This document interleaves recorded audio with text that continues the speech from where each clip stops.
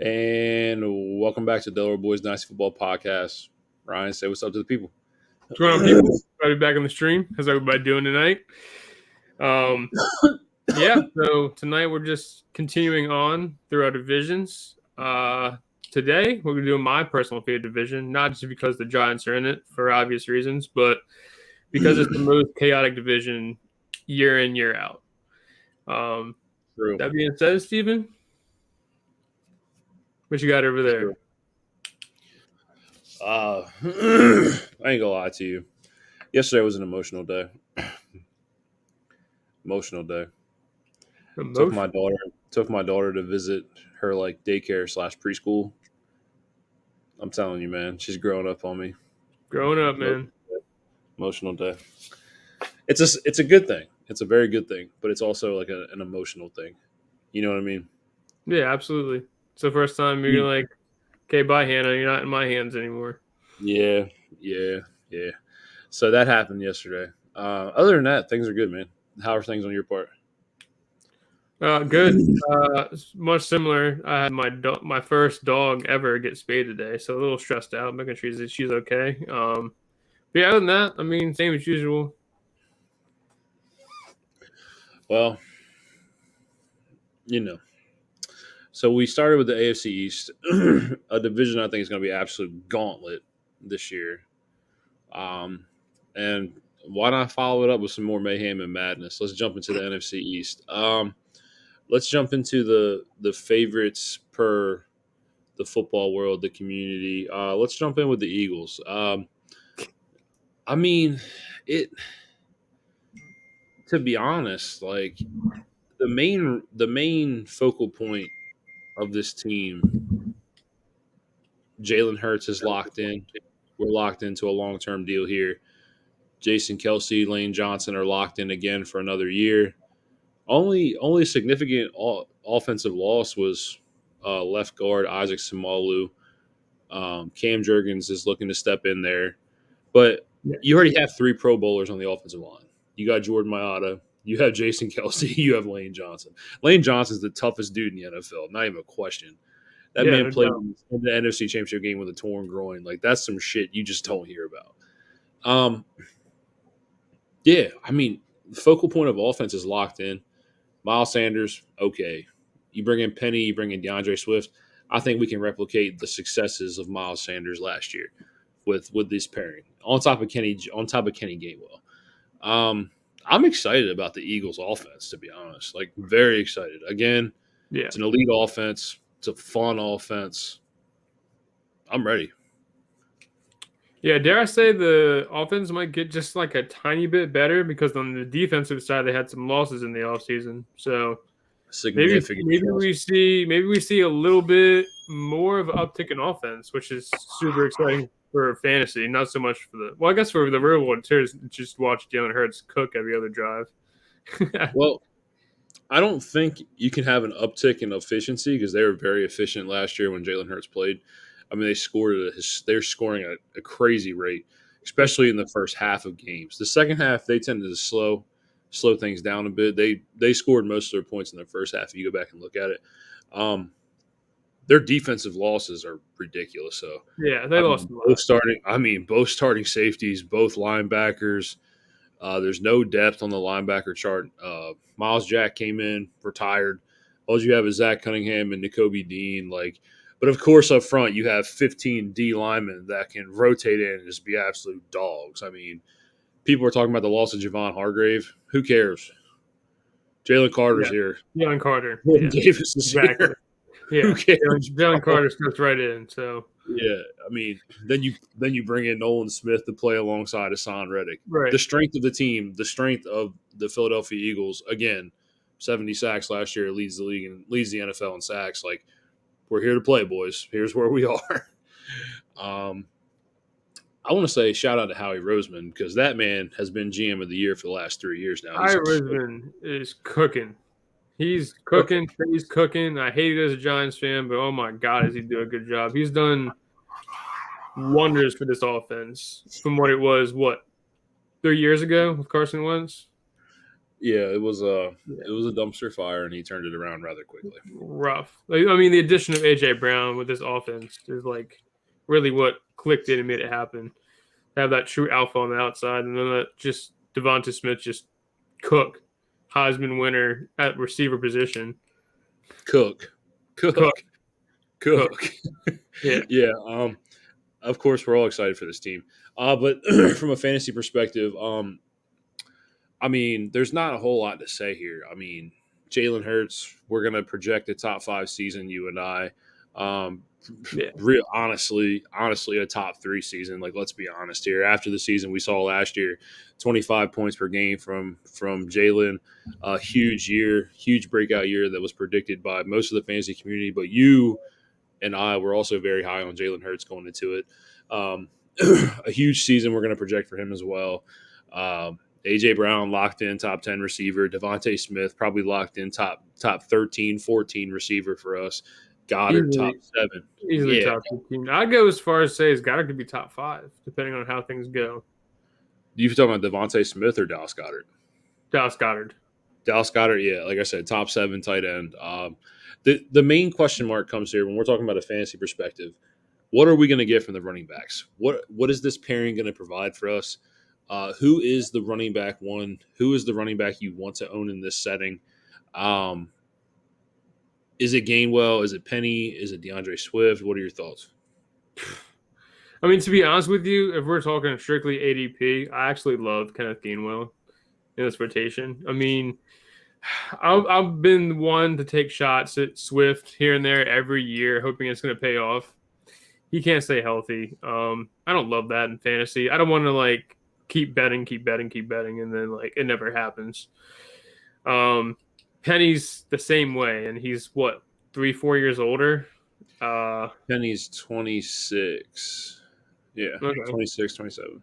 Yeah, so he's getting up there. I like Kenny Gainwell. He saw a little bit of usage in the playoffs last year. Something you kind of want to see. I know they bring in Rashad, bring in Swift.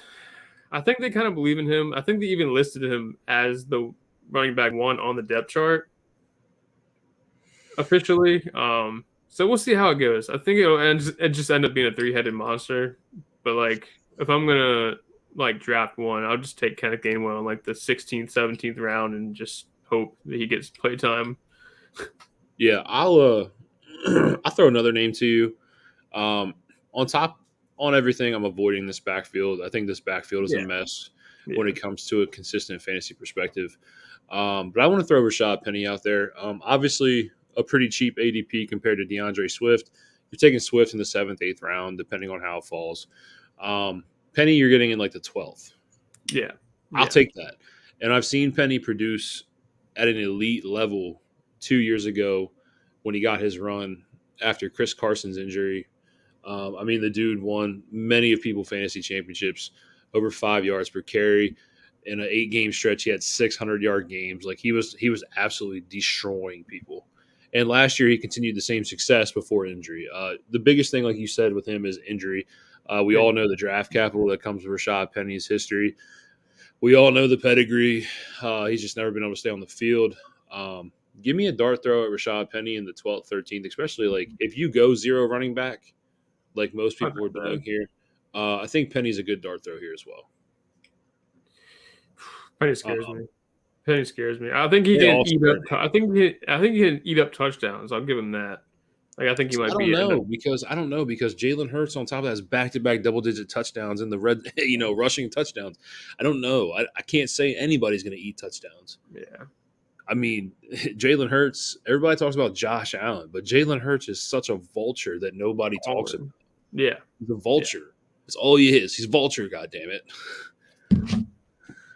You just figure. I don't know. I'm looking this up just so I'm sure on this, but didn't Miles Sanders account for like 12 touchdowns last year? He did, but then he disappeared. He disappeared towards the back half of the year and in the playoffs completely. Yeah, so you figure these rushing touchdowns are going somewhere. Like, no, I mean I agree with you, but like the elite efficiency on top of that, like Jalen Hurts had like I said, back-to-back double-digit touchdowns. I mean, like that has to count for something as well. I mean, they scored at a historic pace. Like they were scoring a lot. The Eagles were. So I don't know. Yeah. But I like I said, I think this is a backfield that I'm going to avoid. Based off the ADPs, though, I think everybody is probably going to avoid Swift in the 7th round. Yeah. Honestly, because I mean, like I said, I'll take Penny in the 12th. You're looking at upside of Gainwell in the 15th, 16th. You know what I mean? Yeah. I mean, he's just somebody on your bench that, like, I mean, you figure, like, at least he has a chance to start. Some of those guys you're taking down there, you're just going to think of, like, okay, I'm going to drop these guys by week 4. I don't necessarily think Gainwell is going to be that guy that late. Hey, Rashad Penny or die, baby. Does that banner in the back say the New York Football Giants Super Bowl champs? Yeah, baby. This thing. Let's talk about the Giants, baby. Let's talk about Danny Right Dimes, Look, baby. check these out. 2007, 2011. Those are the best 2 Super Bowls of my life. Nothing's Who'd ever you going to change beat? that. That's the GOAT Super Bowl. That's the GOAT killer. Eli Manning did special things, baby. Eli Manning and Nick Foles. Love them both. The New York Football Giants, man. Brian Daboll. Praise Brian Daboll, baby. That's your guy. Hey, best coach in the league. Number 1 Brian Daboll fan over here. Been saying that for going on a year now, I think. Yeah. I mean, dude, he got a lot out of Daniel Jones last year, like just from a winning perspective, from an overall perspective. Obviously, the numbers like weren't crazy. Only 15 touchdowns, yards per attempts, where it was a little bit lower than what you like to expect. Obviously, not a high elite usage for passing yards either. But one thing that has always plagued Daniel Jones: turnovers. Guess what? He didn't do that last year. Down. Way down. Rushing efficiency up. Always Mm-hmm. had the rushing ability. We've seen Daniel Jones, elite rushing upside that nobody wants to talk about. Brings back Saquon Barkley. We have 12 slot receivers. Yeah. We drafted run them in rotation, baby. Run them in rotation, baby. They drafted their speed guy. They got their outside threat, Jalen Hyatt. I've seen some things like there's a lot of hype around Jalen Hyatt right now. On top of that, we bring in Darren Waller, a big body tight end. Big body. What's your expectations, man? I see a lot of Giants fans that are truly excited for this season. Yeah, I'm pumped. I mean, so here's the thing with Giants fans, and this is very much me and the fact that, like, last year we were kind of expecting, like, okay, Brian Daboll comes in, we'll give it a year, like maybe he'll turn around in 23. But he came out hooping. So we're happy as can be last year, thinking we're gonna be like another top 5 pick. We end up making playoffs, beating the Vikings. That's all I needed. That was my Super Bowl. So this year I think we're just looking for more of the same. I think this is the first year in a while that we as a community are actually excited about the season. That being said, I don't know, man. I mean, this is maybe just me being a Giants fan, but I don't see them not making the playoffs again. I mean, I'm honest with you. I love the Isaiah Simmons pickup. Huge pickup. Simmons is huge. Huge pickup. Joe Schoen putting in work too. Second round DN, like hybrid guy from the Bills. You just traded for him too. I mean, you guys are just adding depth everywhere. I'm excited to see this team. The biggest player I'm investing in on the Giants would be Darren Waller. I'm very excited for Darren Waller. His ADP we've seen rise through the roof here recently. You were getting him like round 8.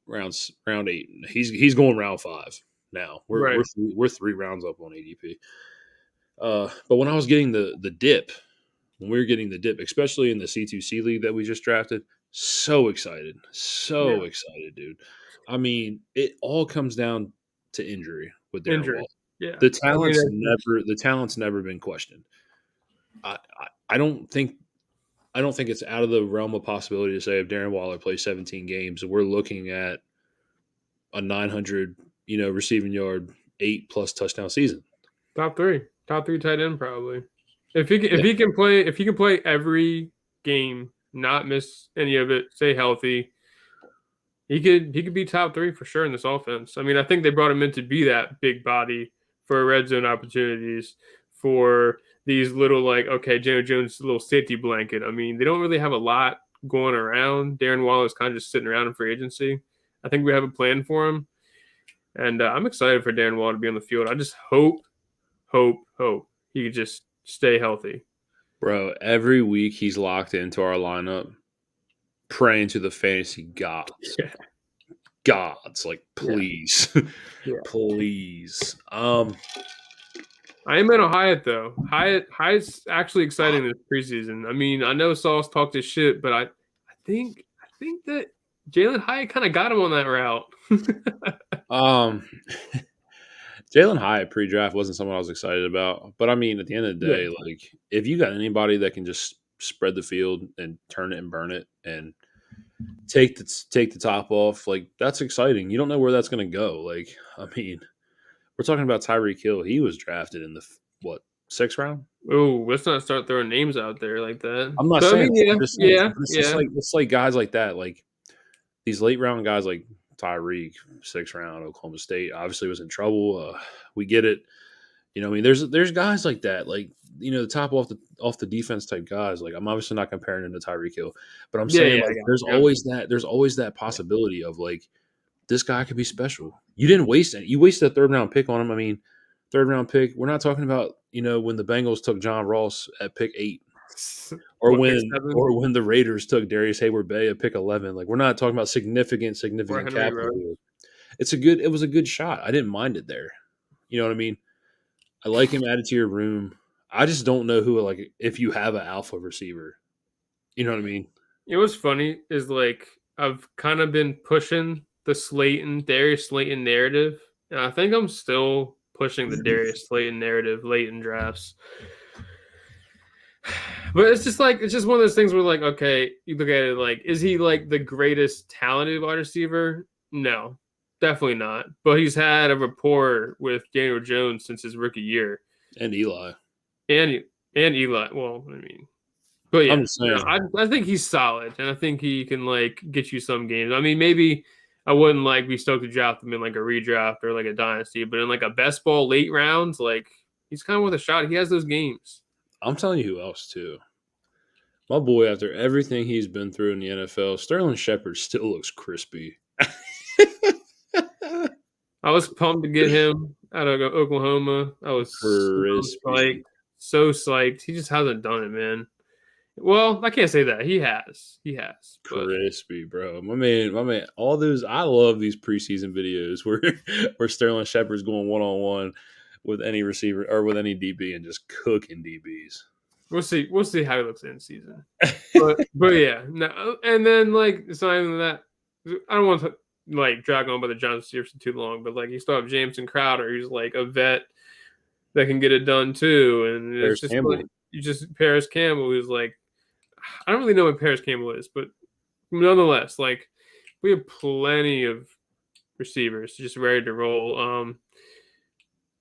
But much like the Eagles, not very good receiver. Yeah, much like the Eagles running backs, I don't really want any of them. I mean, don't get me wrong, Slayton last round of the draft, sure, but, like, outside of that, like, I think one guy that, like, I don't know. I don't think people really sleep on him. I like Isaiah Hodgins as well. He's yeah. I always forget about him, sadly, because he's been with us for so short, but he did have a lot of success late in season. Well, another like, you know, year 2 guy trying to make a big jump, Sam Howell. But he looks good. I think he might do it, man. I think he might be all right. But, like, I don't know. Do I think he's going to be spectacular? Probably not. But do I think he can survive out there and, like, win some games? Maybe, which is kind of scary. Yeah. Kind of scary for this division. Dude, you remember, man, 2 years ago, we were talking about Sam Howell as QB2 of this class. It's true. Trying to keep full circle.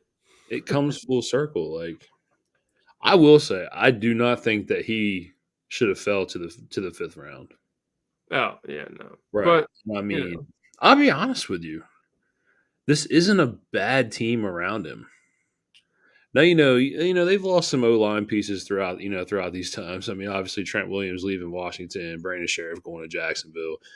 Sam Cosmi hasn't lived up to the expectations that I've seen for him, but Dude, bring in Eric Mahaney, and here we are. That's the big name. Here we go. Look, you got plenty of weapons. So we have kick it off. I guess I could just start it out this way. It's like Jahan Dotson's like the big one on this team that stands out to me as somebody that like take that next step, especially if Sam Howell can be good. I think that Terry McLaurin and Jahan Dotson have a legit chance to be 1A, 1B in this offense. Dude. Jahan Dotson's a freak. He looked good last year. He looks good now. Yeah. His route tree is disgusting. He passes green on everything, but the only one he didn't pass on is flats. Hey. Now, I don't know about you. I ain't worried about flats. Hey, we are Penn State, baby. We are Penn State. It's always exciting. The last legit receiver we put out was Allen Robinson. So now welcome in Jahan Dotson. I'll say that. But no, I think this offense has a lot of hype to it. There's a lot of exciting things to it. Obviously you don't like to see Terry McLaurin with the high ankle sprain. We don't want that going into the season. He's got a little bit of time to bring it back, but maybe not 100% to start. Maybe he'll be good by week 3. 100% ready to rock. But between McLaurin,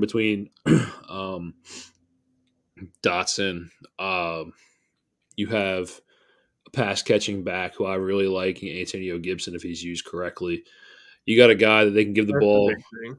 Yeah, big thing.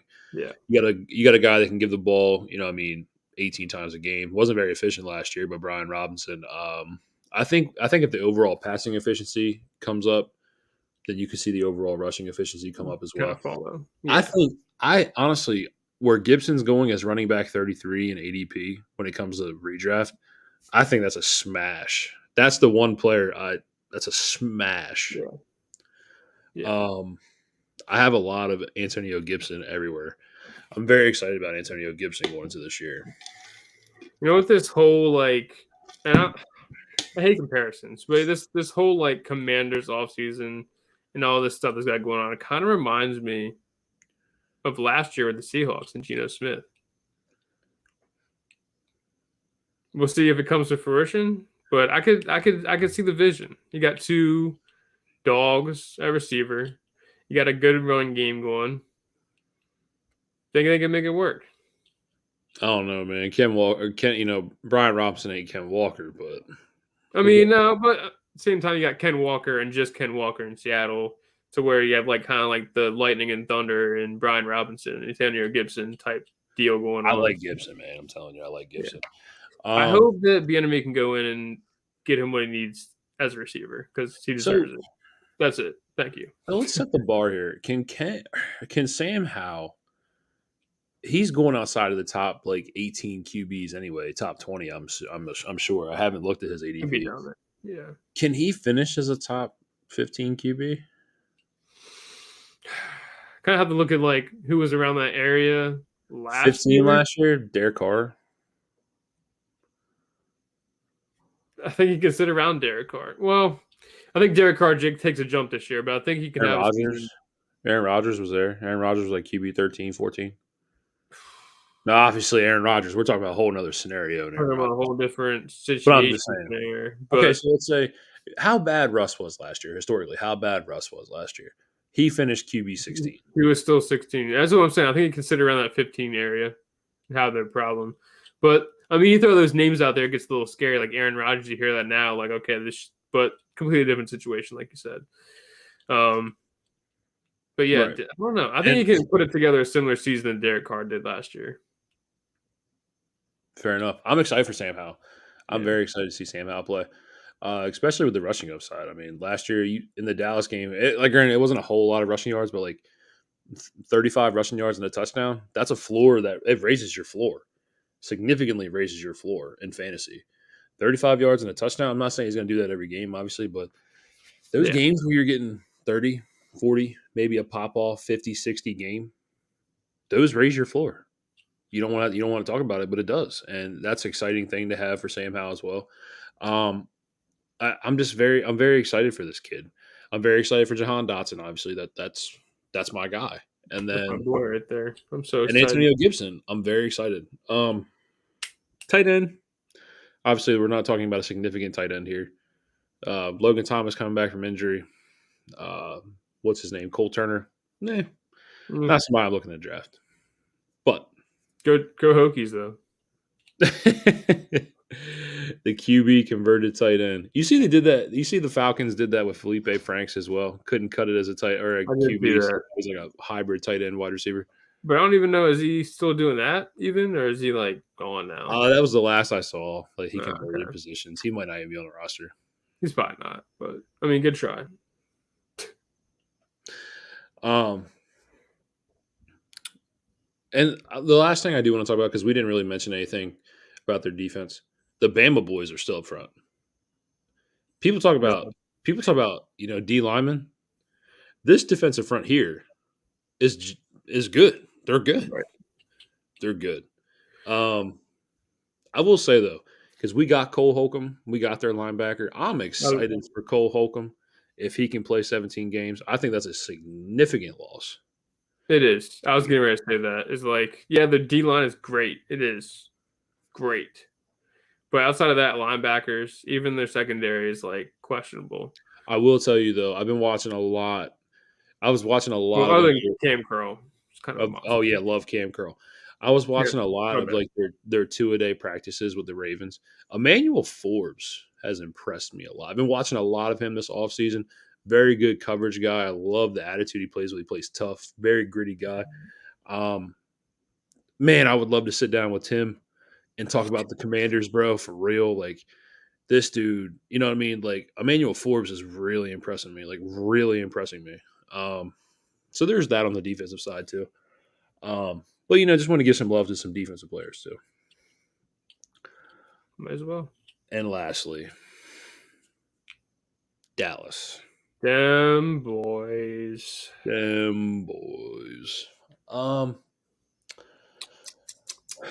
Well. Dallas Cowboys, man. I mean, all right. So here's so this offseason you've kind of given a little bit of like kick to Dak Prescott. You gave him a little bit of slack here and there. So I guess you did. I'm saying you did. Yeah, I did. Because I'm selling Dak. Yeah. So like, if that's the case, are you like worried about this offense or like? See, the only thing that scares me, and like, the thing about it is, there was no significant running back competition brought in. Obviously, we're not in the regular season yet. There's still some free agents that are looming, but we talk about this ability for Kellen Moore to really open up things for his skill guys in the intermediate to deep part of the field. We bring you got Mike McCarthy calling plays now. Brian Schottenheimer, typically a run first guy, but you don't Gallup healthy. Healthier. Brandon Cooks coming in. No Zeke, so we're not looking for a north-south pounded type of guy. We bring in tight end competition. You got Jake Ferguson. You got Luke Schoonmaker. And you have Pollard, one of the a huge receiving threat. I don't see the immediate threat to Tony Pollard and Malik Davis and Deuce Vaughn getting 20, 25 carries a game. Like I don't see that. Right. You know what I mean? I still see the ball being in Dak's hands most of the game. Yeah, more than likely. I mean, they kind of already referenced it too, and that they kind of want to keep Pollard to what they did last year. And don't get me wrong, he still finished RB8 doing that? Pollard? Yeah. I think running back 6. 6? Okay, so he'll still be successful. But like I don't know. As a manager that like you can expect to see much more out of Pollard this year than they did last year. They've said multiple times this offseason they don't want to gas their running backs. They put a huge emphasis on that. So yeah, I mean, whatever Pollard did last year, I'm sure it's fine. He'll probably finish top 10 in that offense. You're right. Running back 8. Excuse me. Running back 8. So he'll probably do the same thing this year. Yeah, but the thing is too is like, but obviously we're all hoping for him to be healthy, which I will. I do think he's healthy, but I mean, a broken ankle isn't something just to be like, meh. Yeah, that's true. You know what I mean? But on top of that, like, dude, we're talking about, a receiver, and he's not on Amari Cooper's level, but he's a very consistent guy. I mean, we're talking about what, 1,000 yards with what, 4 different rosters in the NFL? Yeah. Brandon Cooks is a legit option, like a legit 2. I've been drafting him in late drafts A legit option. All off season. It's gotten so bad that the fantasy community has kind of already labeled him as this year's Allen Robinson. I don't think that he's going to be that. Dude, I've never had the expectation for Brandon Cooks to be Allen Robinson of the Chicago Bears his last season in Chicago. That's just not a thing. That's not a thing. Yeah. We're talking about a guy with like multiple 1,000-yard seasons, like just a state. With questionable quarterbacks. I mean, I'm not trying to probably cut you off, but he had Deshaun Watson for a couple of years, but he had some rough times. He was still producing. Sure. I mean, he had Breeze. He had, he had Watson. Did he get? I don't think he did. He didn't job. Did he get Brady in New England? He had to have. But I know he spent a couple years with Schaub. There was a couple years where the Texans were bad. Yeah. So I mean, okay. So just throw that all out there. Like, you have him. You have Gallup. Yep. Typically, they're probably gonna run a lot of 3 wide receiver sets. They're gonna play outside, and you let CD do what he does best. CD's gonna move around the field. He's gonna play in the slot. CD's gonna eat. You know what I mean? CD gonna eat, baby. CD gonna eat. Now, do I think Brandon Cooks is going to have 1,000 yards this year? Can they have multiple 1,000-yard receivers? I guess they can. They can. Yeah, I mean, why not? You know what I mean? Like, what are we expecting? What are we expecting Dak to throw for? Like 3.8, 3.8, 4? I got Dak. I had to pull up the projections, but I think I got Dak at like 42. Yeah. So I mean, they're going somewhere. They don't really have a tight end to throw to. I don't see why it can't be like just base level 1,000 for Brandon Cooks, and then CD could just have his 16, 15, 16, 14, whatever it is. I think it's possible. Yeah, I'm not saying it's not, but I mean, on top of it, like I said, you do have Gallup. You do have, you do have Pollard out of the backfield, like, you know what I mean? So we'll see. I'm not ready to give Brandon Cooks 1,000-yard season yet. I think he's close. I had him pegged at like 900.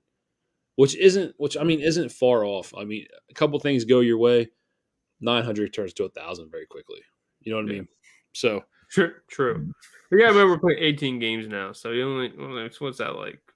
17 games. You have 18 weeks. 18 weeks, 17 games. You still go up 1 game. You know what I mean? Yeah. On top of that, Stephon Gilmore comes to play with this defense. It was a top 5 defense last year. You bring in Stephon Gilmore to be your number 2 corner. I expect a top 5 defensive season. Yeah. Also, I just want to correct myself. He did not play with Matt Schaub. He's played with pretty good quarterbacks in his career.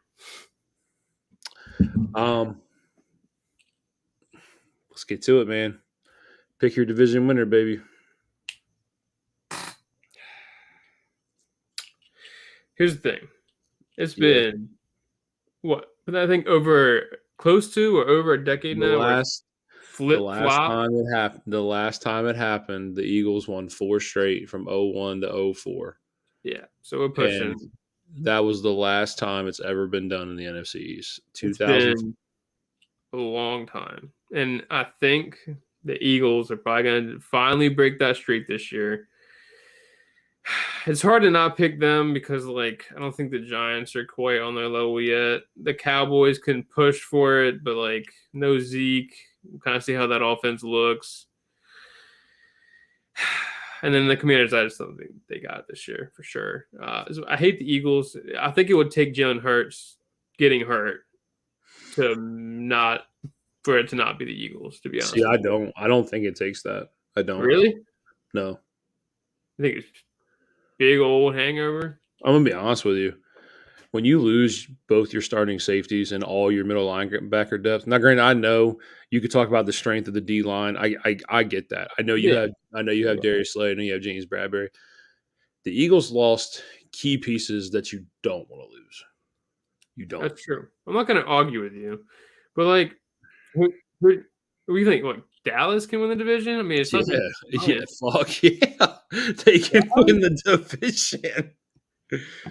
But you look at it that way, like, okay, what's up with the Dallas defense? Like, that's like so spectacular. They're loaded.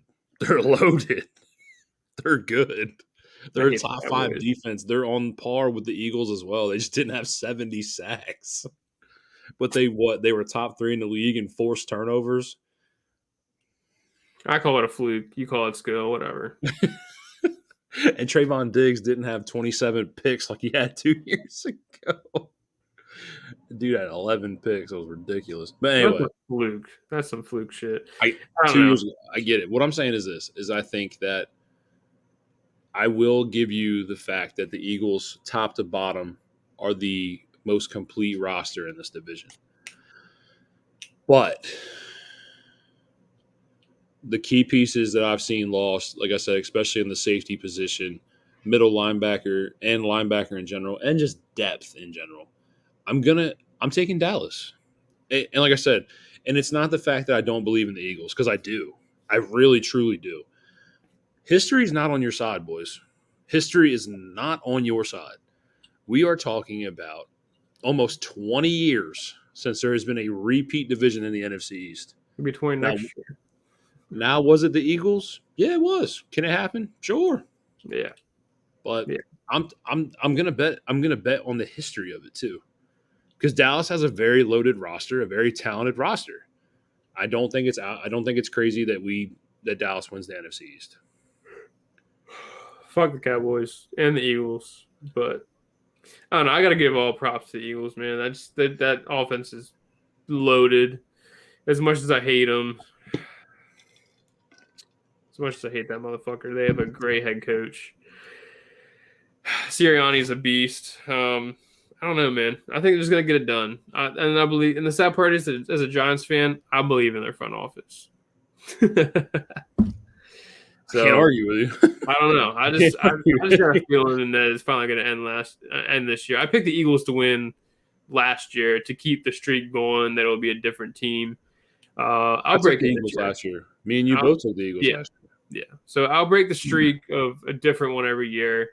I think this will be the year that the Eagles finally break that, and they broke it the first time. They'll break it again. Fair enough. I do not see history. I see history going to continuing down the streak. We're talking about 20 years. Give me Dallas, man. Give me the boys. Them boys. I mean, remember too, Dak all the time is bottom 5 in interception percentage. I mean, last year's Dak, his turnovers were very worrisome, but it's not a historic trend for Dak in his career either. Yeah. So, but on that note, the NFC East is over. We're going back to the AFC, and that means we're going to talk about the AFC North. I'm ready to talk some Steelers football. The North. Great division too. Keep it rolling with these good divisions. Great division. I'm telling you, man. Telling you. Fuck Joe Burrow. Fuck Lamar too. Fuck him. We're ready for Kenny P, huh? Kenny P to the moon, baby. On that note, though, Ryan, I know it probably feels like a sauna in your house with the AC not working. So, if you want to do a sign off and do your thing, man. You're gonna say this is my sauna stream. It's AC is blowing out my house. For any of you listening, I'm in about 80-degree room for the last 40 minutes of the show. So, all for you guys, baby. Glad you're listening. On that note, like I said, we will continue this weekend. We are going to pick up with the AFC North. Can't wait to talk about my division. It's going to be an exciting time. RPO, YARDSPER, thank you for the platform again. On that note, Ryan, you want to say anything to the people before we get out of here? Yeah, absolutely. just want to give a shout out to the YARDSPER and Alex. They got 10,000 views on their first video to get 10,000 views. Hit 1,000 subscribers. Big milestones over there at YARDSPER. Yep. Congratulations, guys. Glad to be a part of it. Yeah, rookies you should buy. Check it out. Rookies you should buy. Top 7. Go watch it. It really is a banger. I took the time out of my day to watch it too. And I watched it. It was good. Yeah, that being said, glad to have the platform. Glad to have listeners. I appreciate you guys so much. Yeah, we also, quick thing, we did participate in our first article. We will be participating in a second article this week. Last week was players to avoid at their ADPs. This week, we're going to be talking about players we want to buy. So just be on the lookout for that. I will not tell you who I'm talking about. But from that point on, all right, guys, on that note, we are going to get out of here. You guys have a great night. Stay frosty.